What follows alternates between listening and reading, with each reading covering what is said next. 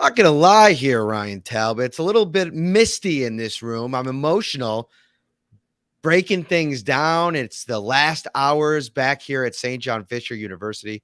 It has been so awesome being back covering training camp the way that training camp should be covered in a sea of Bills Mafia. Oh, by the time we're done with this episode, Ryan, we're going to have about 9 hours of training camp podcast that has been delivered to the fan base. And you guys have been so awesome consuming it, watching it, sharing it.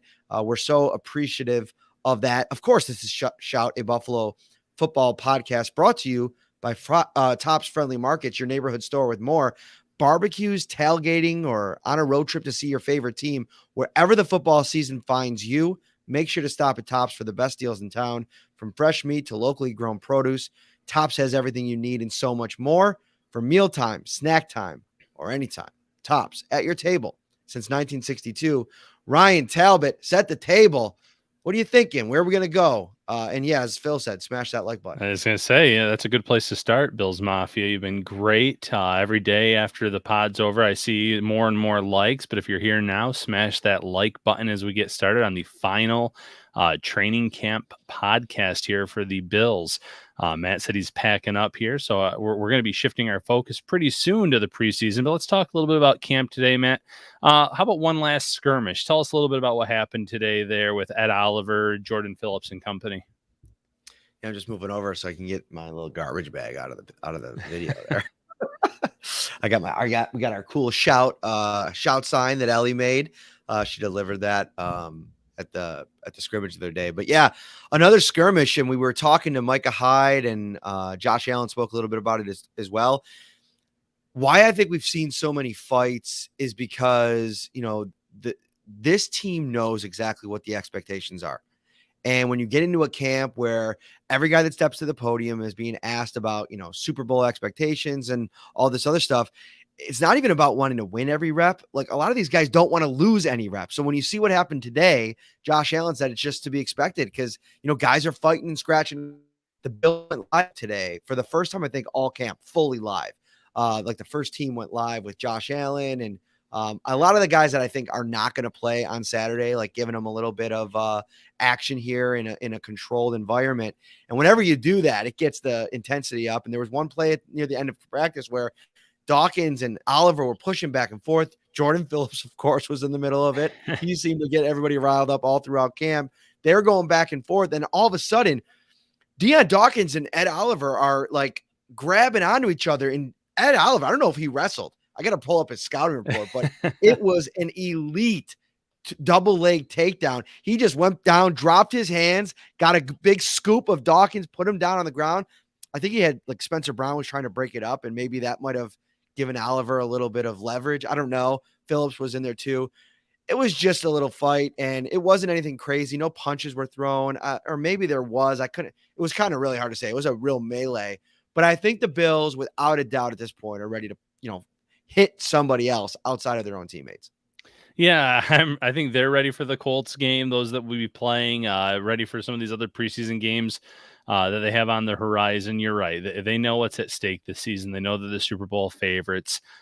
Things were just very intense. Just like you said, Sean McDermott said before today's practice, it was going to be like a high intensity practice. And when you're not anticipating having Josh Allen out there, which he announced would not play in this first game against the Colts, and some of your other star players, this is your last chance to see them get some live reps against a first team defense until maybe the second preseason game, or obviously the practices that you have after the Colts game. But it was important to end on a high note. You don't want to go through the motions, have a walkthrough with a game on the horizon, especially when there's a lot of people playing in that upcoming game, fighting for a few roster spots. So like you said, kind of much ado about nothing, but a very chippy training camp nonetheless, Matt.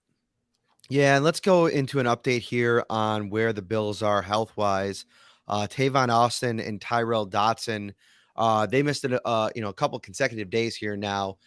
General soreness, tightness is what Sean McDermott has been referring to a lot of these injuries as. He mentioned that once again. Dotson and Austin were working like with the trainers off to the side, and actually Dotson popped into my interview. I'll have a story on Tyrell Bernard on Saturday, and mid-interview, Dotson just walked in and wanted to chat a little bit about Bernard. It was really cool. So he's in good spirits. He looks like he's in good health. So I would imagine you'll see him back pretty soon. Stevenson's still out. Ike Butker has not dressed yet. Tre'Davious White as well.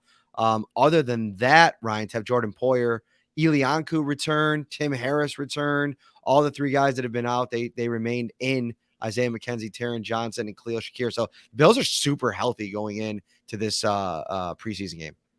Yeah, and that's what you want to see. You don't want any significant injuries to take place during camp. They obviously had a few scares between Hyde and Poyer. Hyde was a very short term back within a few days. Poyer, they just said, trending in the right direction today. So it looks like they avoided any significant injuries.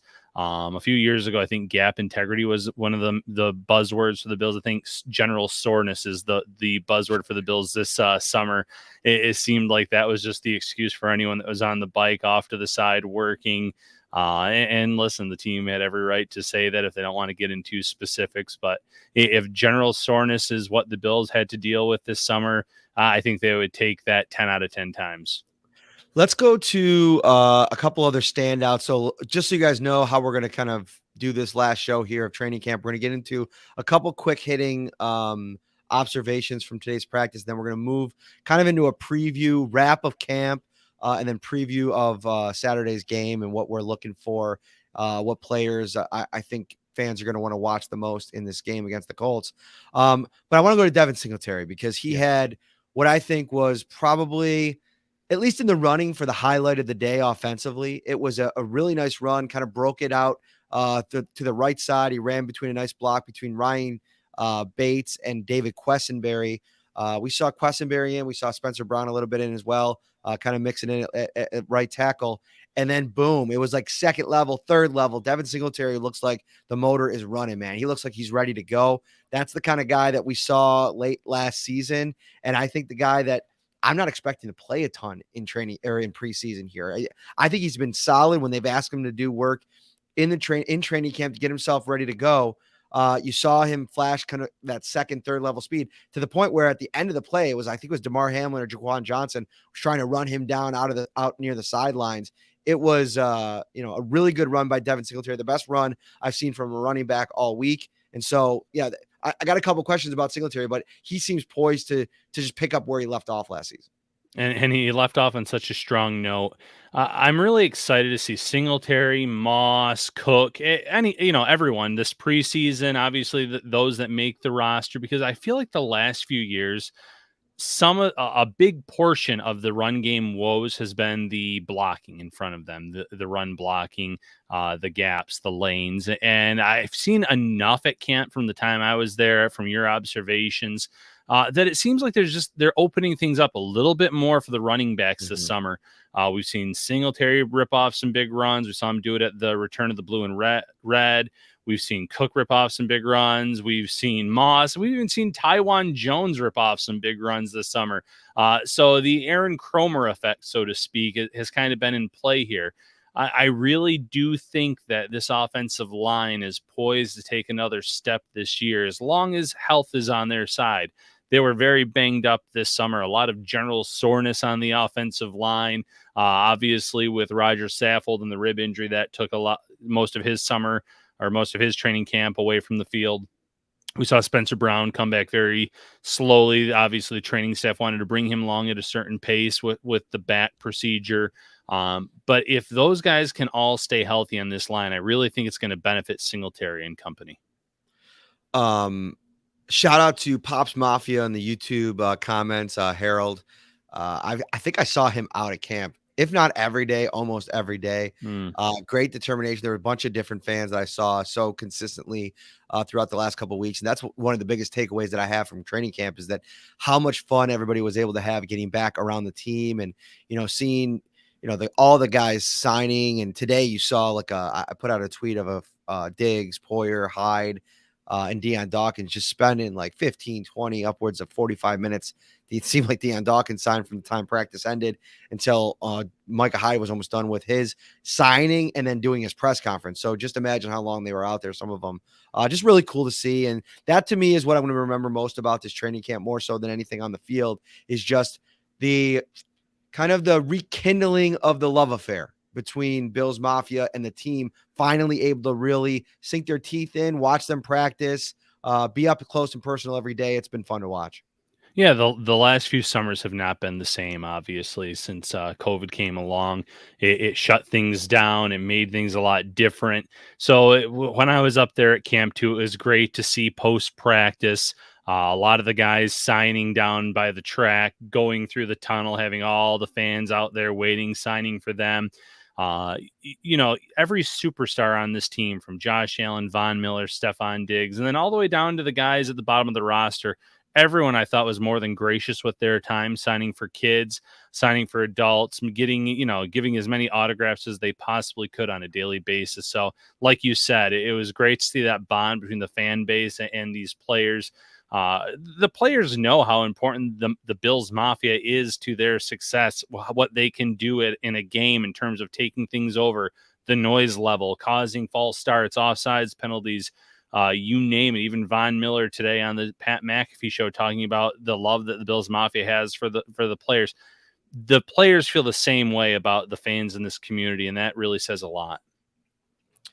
Speaking of this community, you're not going to want to forget about your hometown team, Value Home Centers. Has got the hookup for you right now. It's your last chance to stock up on summer outdoor essentials. Shop outdoor furniture, fire pits, tables, grills, garden tools, and outdoor decor. Just go over to valuehomecenters.com/current-ad, and that'll get you everything that's on sale right now. And then end of the season clearance sale, Ryan, through September 3rd. You can save $7 instantly on Valspar Integrity exterior paint, $5 on Valspar True Basics exterior self-priming paint. If you got a job that you want to do around the house, get a little paint job done, they got the hookup over at Value. That's right. They have great deals. Check out the site. Check out their weekly ads. They'll have you covered, Bills Mafia. All right, let's go to there's a question from Penny about Jamison Crowder. We're going to get there in 1 minute, but I want to start with what I thought was a really good play to talk about for a couple reasons, and it had a lot going on in it. And today I thought that Josh Allen and Stephon Diggs, one of the things that I wrote about was that they just didn't feel like they were in sync. And that's going to happen from time to time, right? I mean, as good as Josh Allen is, he's going to have days where it's not going right. I was talking on the sidelines with a few media members, and even during warmups, it was like, he just didn't have it today. He was throwing the ball like over the target, and it just wasn't like, it didn't feel like he was locked in, and it kind of carried over to the team stuff. And so accuracy was a little bit of, all over the place for Allen today. And on one play, it was Gabe Davis against Kaiir Elam, and Micah Hyde after practice complimented the rookie for how sticky his coverage was, how good he, the play that he made on that particular route allowed Micah Hyde then, when the ball was a little bit behind Davis, glanced off his pad. He couldn't make the catch because Elam was so tight in coverage on him. Bounces up in the air. Hyde intercepts it, kind of slides, picks it off, bounces back up, runs it down the right sideline. And just as he's kind of about to get pushed out of bounds, Gabriel Davis comes in and gives him a nice, real big shove, probably frustrated they wasn't able to make the play. Hyde turns around, throws a fastball at Davis's helmet. It was a fun little exchange, and Hyde joked about it afterwards. But, Micah Hyde healthy, which is important because Jordan Poyer right now is still working back from that elbow. It's a good situation that he's gone from that big brace to now just a sleeve. Looks to be in good spirits. The timetable looks like it's maybe speeding up a little bit. The Trey White news is good. Things are good in the secondary. If Kaiir Elam can start to make some plays in the preseason, they're really going to like where things stand there, right? Yeah, listen, Elam's been very sticky this offseason in terms of his coverage. Sometimes a little bit too much, where he might draw a flag here or there when these preseason games start, but he is locked in on his receivers. You haven't really seen him get blown by very often, if at all. So it's encouraging. It's what you want to see when you've been going against the best of the best on this team for a few weeks now. And can that carry over to the preseason? I think it's going to be a great test for Elam on Saturday when you're going against Matt Ryan. They've already announced Matt Ryan's going to play in that game. Really good quarterback. I'm sure some of his better weapons and receivers will be playing in that game too. So a really nice test for him coming out of training camp, but also a good note for Elam to play a role in that interception. So the thing with Elam that's interesting is He's probably been the guy that has been most underwhelming from conversations I've had with colleagues, like across the board. Like, I think people were expecting big things for him. And when he comes in a first round pick and gets outperformed by a 6th rounder in Christian Benford, who's just made more plays than almost any of the other cornerbacks, I think there's concern there. And so I get to thinking about a couple things, about that whole conversation. Number one, I think it's really tough for the expectations on Elam to come in here and work against Stephon Diggs and Gabe Davis exclusively every single day. You're at an immediate disadvantage if you're Kyer Elam. Diggs knows this defense. Davis knows this defense. They've gone against it in practice for years. They've had the training camp battles under their belt. Diggs is one of the best receivers in the NFL. He's also got that going for him. So I think that the fact that Elam's looked a little bit shaky, or, maybe not trusting his, footwork or his eyes, whatever you want to call it, I think that's to be expected. And he's also had a lot more pressure on him than Benford has had. Benford's been able to come in here really smooth, rise to the occasion and make plays. And every play that Benford makes is a plus, whereas every little mistake that Elam makes is like highly scrutinized. And I don't want to overreact too much to practice. Has he been great? Not even close. Has he been pretty average on most days? Yes. But I also think he's a rookie that it's going to be snap by snap. You're probably going to see the development here early on, as long as he's able to stay healthy. Yeah, and pretty average when you're going against Gabriel Davis, and Stephon Diggs isn't the worst thing. I saw someone in the comments say I thought he's been a bit shaky. Yeah, shaky is a good way to put it. He's been beat by Davis and Diggs on routes. But when I said he's been sticky in coverage, he's still around the ball. It's just he's not trusting his instincts or his footwork, like Matt said. It's little things that will come with time. Once the game starts to slow down for him a little bit. We've heard from various rookies over the years that at some point during the year, the game starts to slow down a little. You can trust your instincts. You can go with what, you have trust in what you're seeing out there, and you can kind of jump on the routes. You can be more aggressive at times. So it's something that will come with time. I think that Elam, though, ending on a high note, ending with a strong practice is a good thing for him and this team. Mm-hmm. Let's stay with the receivers, the skill positions. I thought that, two highlight of plays of the day. First, Jamison Crowder, who, listen, as I was watching this play out, Ryan, all I could think about was you and some of our conversations back in May when you were, on your drum about the run after catch from Jamison Crowder. And I'm like, I don't know if he necessarily really brings that. Well, he showed it today. So he put a big fat wad of paper in my mouth and basically said, shut it. It was a really nice play, bang, bang play over the middle. He makes the catch, had a little bit of separation, had one guy to beat. He zoomed to the outside, got around and beat him. And then boom, he's down the field for like 30, 40 yards. It was a big time pass play. And on a day when Josh Allen, like I mentioned, was a little bit out of sync, things weren't really super consistent for the offense. That was a big time play. And I think it got momentum going towards the end of practice, and that led into another big play to end practice. Nice little touchdown, getting the ball into Isaiah McKenzie's hands, as we've seen, almost like, a couple hundred times in these training camp scenarios over the last couple of years, where you just get the ball to him in space in the red zone. He does the rest, scores a touchdown. So a couple really nice plays for them. I think that we'll see, and we're going to talk about this later in the show with a couple other guys, and you could kind of maybe work this in now with Crowder. I still think we're going to see a bunch of Crowder, maybe at least 2 series, because I think they're going to want to get a look at what he does and how much he grasps this offense now, a couple months since he signed. Yeah, I think it's important for Crowder to be out there. He missed a good chunk of training camp early on with the general soreness. He was off on the bike. This is a new playbook for him. And while he won't have Josh Allen throwing him the ball on Saturday if he's out there on the field, I also think it's important to give Case Keenum a few weapons while he's out there on the field. And Crowder has a history of being a solid receiver in this league. You probably don't want Diggs or Davis out there necessarily, but to have someone like Crowder, someone that you trust in the slot, someone that can make some plays for you, move the ball, so you can also evaluate the offensive line, the other receivers on this team, Keenum as well. Not that Keenum has anyone, on his heels pushing him for that number 2 job. you want to have as good of an evaluation across the board as possible. So having a player like Crowder, who's missed some time out there, I think is key, not just for Crowder, but for the team as a whole.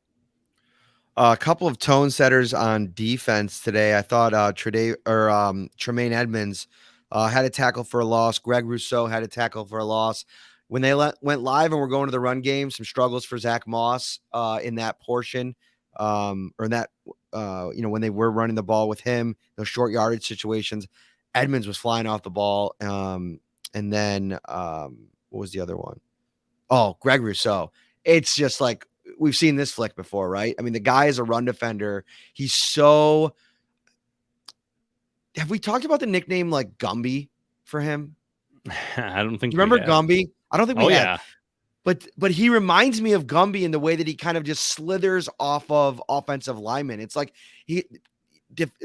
blockers struggle to kind of get their hands on him and set him in a certain play and place. And he's so like fluid that I think that like it's almost like he can kind of contort his body and just move along the line. It's I just had that vision today. It's like, man, it just looked like Gumby. All of a sudden, like he's rolling down the line and boom, he's there and he makes a tackle. And both those guys look locked in. I wouldn't be expecting to see either of them on Saturday.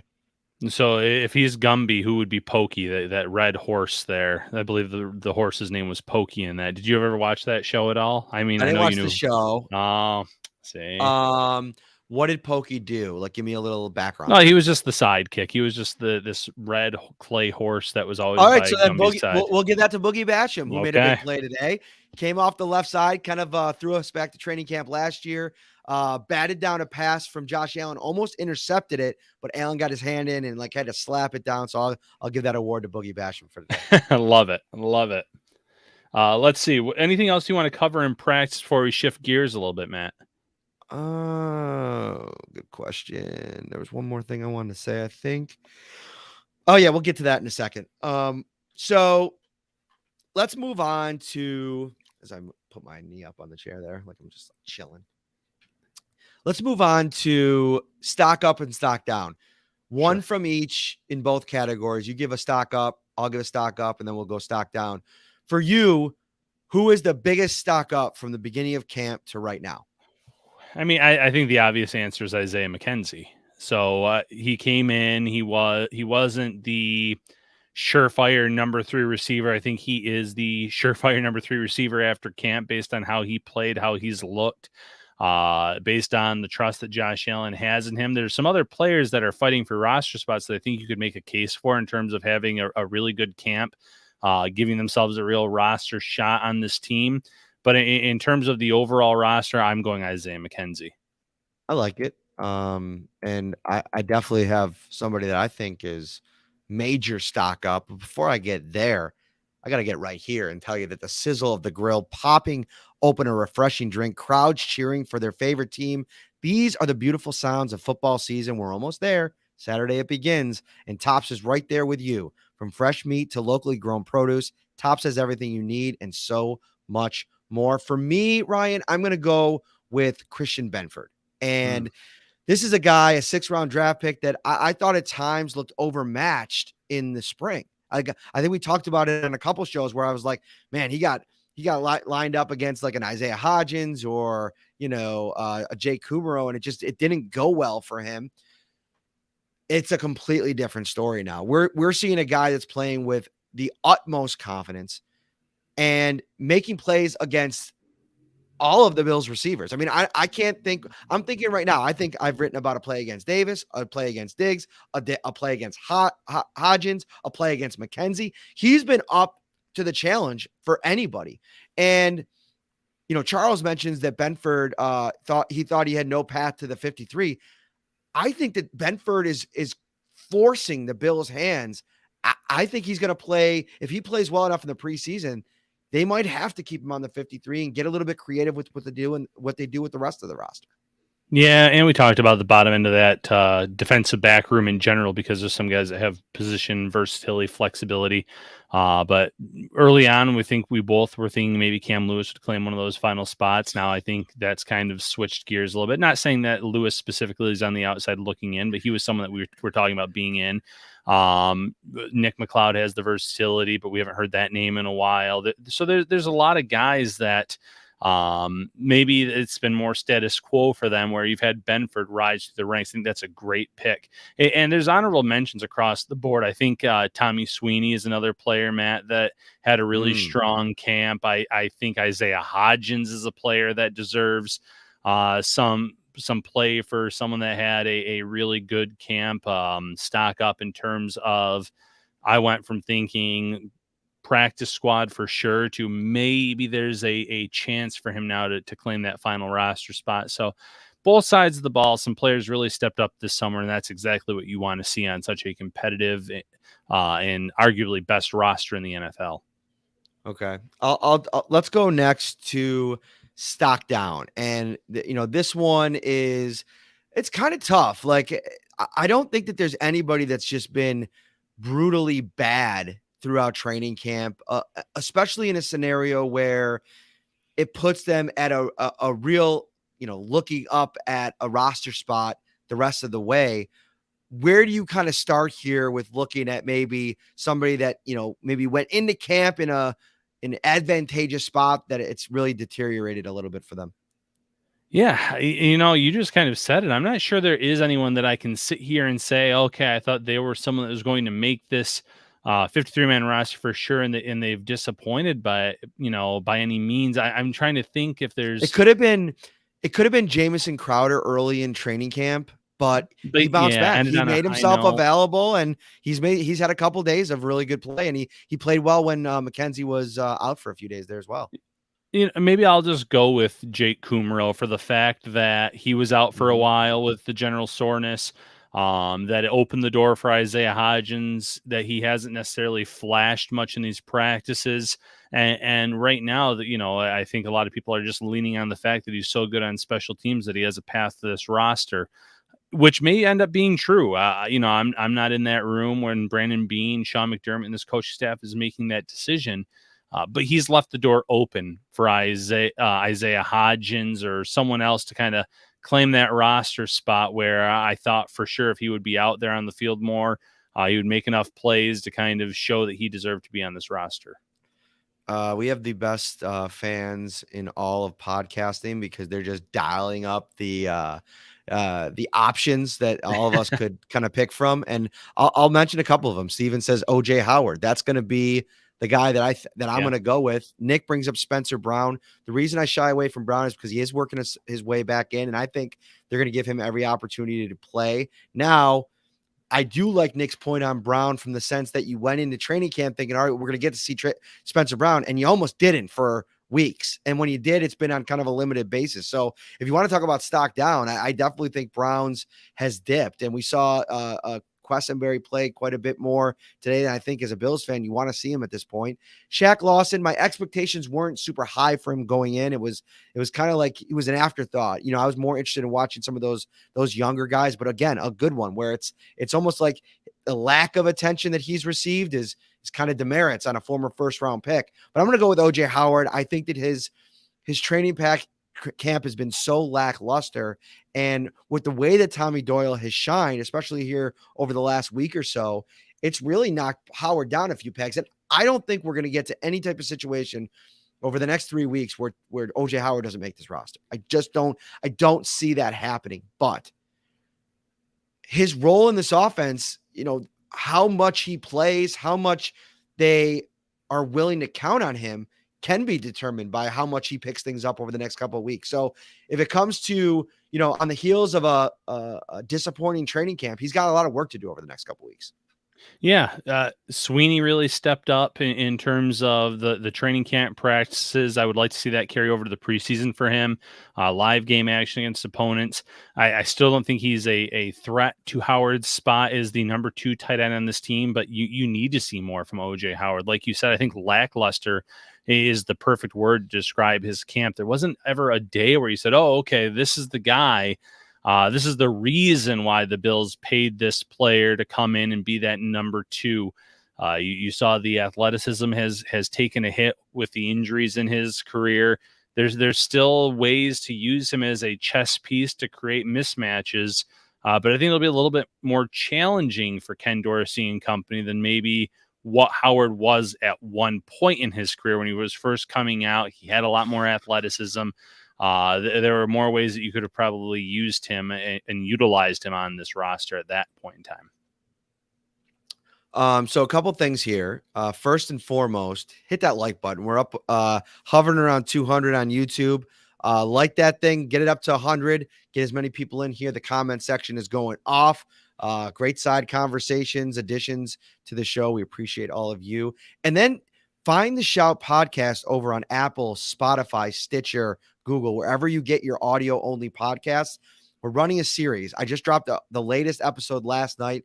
Mookie Hawkins, Woofo Sports 1080, Camp Diaries, where we go beyond the football, the X's and O's. We get into more of, camp life and what it was like for a lot of the media members coming back to St. John Fisher, some other conversations that maybe you wouldn't expect kind of transpired, and they're really good. I'm going to be dropping a couple more. Matt Beauvais from Channel 7, Joe Biscaglia from The Athletic, John Scott, Spectrum, and Catherine Fitzgerald from the Buffalo News. They're all recorded. I just got to edit them and get it up. I'll get at least 2 more up, hopefully today. You can find them, like I mentioned, on the audio platforms. All right, let's get into Saturday, Ryan. The Bills versus the Colts. We're going to see Matt Ryan, so there's probably a fun couple of names that will stick out here, but I want to come up with 5 here. Let's go through the exercise, and I'm going to start players that we're most closely watching on Saturday against the Colts in the preseason opener.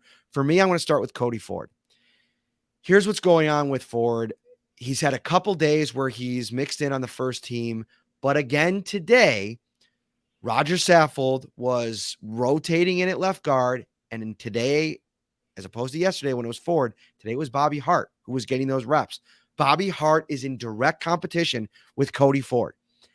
Something's going on that I think that they like Bobby Hart inside, and maybe that's going to unlock the potential. Go back, read some of the stuff early on as Bobby Hart struggled in Cincinnati. I know a lot of people are not big fans, but maybe he just isn't fast enough to play on the outside. Maybe his size and his abilities are better suited on the inside, and maybe Bobby Hart ends up being the guy that Aaron Kromer is able to unlock a little bit. And if that's the case, I think it's going to be big trouble for Cody Ford. He's going to have to show up. He's going to have to show out. I want to be watching him very closely on Saturday.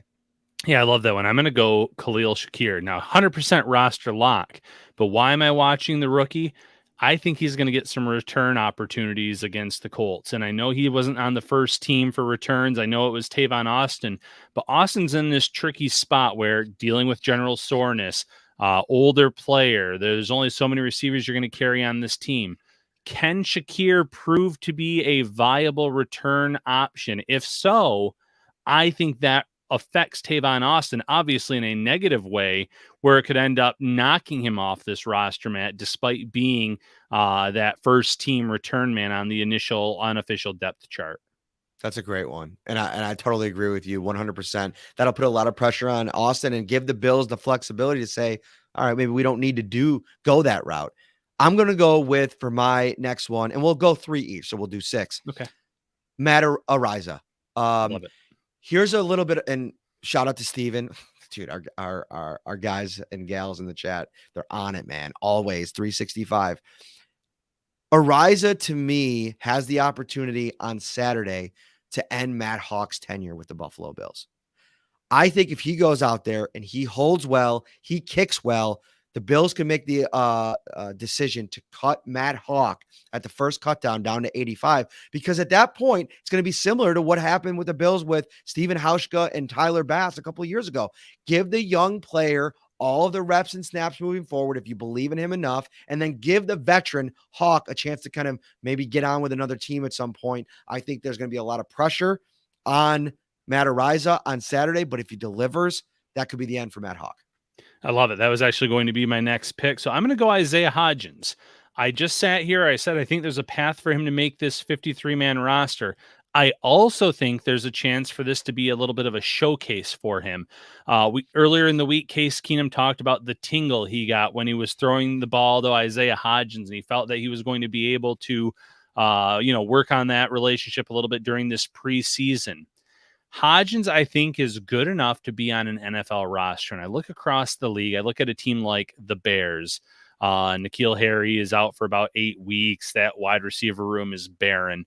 The Browns are dealing with a lot of wide receiver injuries. And there's other teams as well.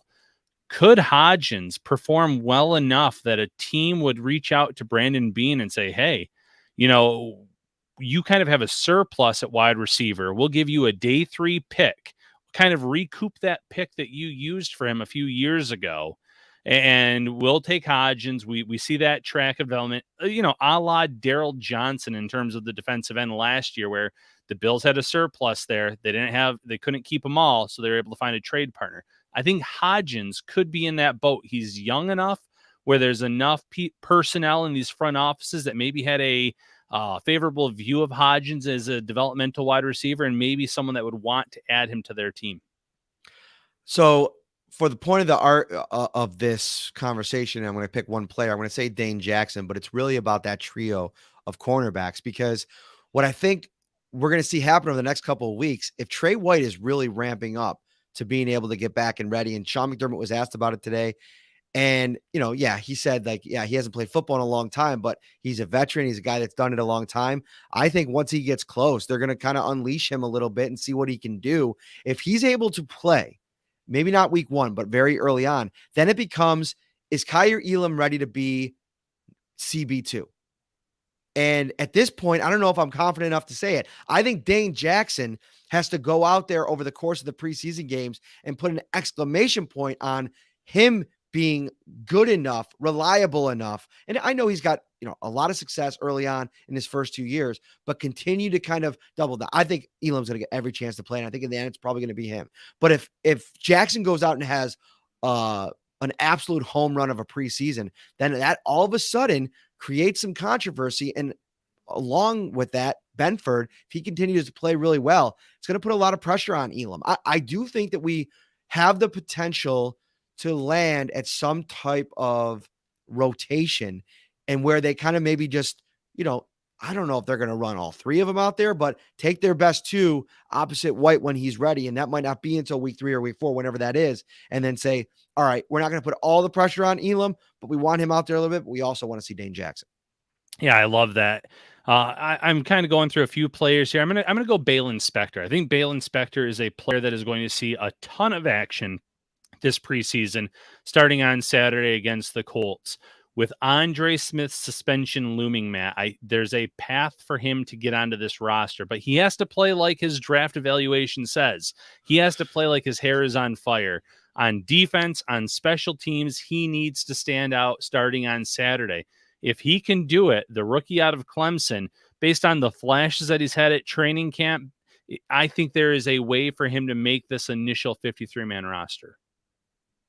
There you go. There you have it. I will have a full 7. I will have a surprise guest on the What to Watch. It'll be those 6 and one more up at the site sometime tomorrow. So you're going to want to check that out. Thank you so much again, everybody, for all of your support throughout all of training camp. It has been such a fun ride back at St. John Fisher. It becomes this ultimate grind, but in the end, it's so rewarding because we have so much fun doing it, Ryan.